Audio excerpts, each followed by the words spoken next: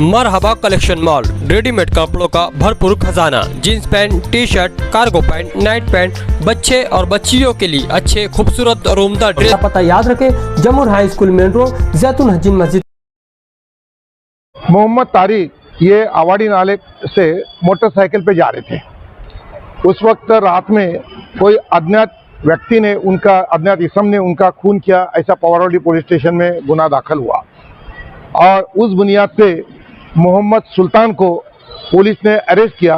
और पुलिस का ऐसा कहना था कि जिस वक्त मोहम्मद तारिक ये जो मोटरसाइकिल पे जा रहे थे, उस वक्त सीसीटीवी फुटेज में मोहम्मद सुल्तान उनके पीछे से साइकिल पे जा रहा था।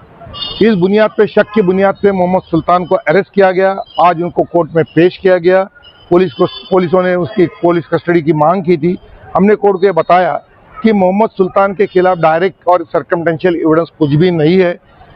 शक की बुनियाद पे उनको अरेस्ट किया गया है और पुलिस कस्टडी रिमांड के ऐसे कोई भी खास ऐसे मजबूत ग्राउंड नहीं है।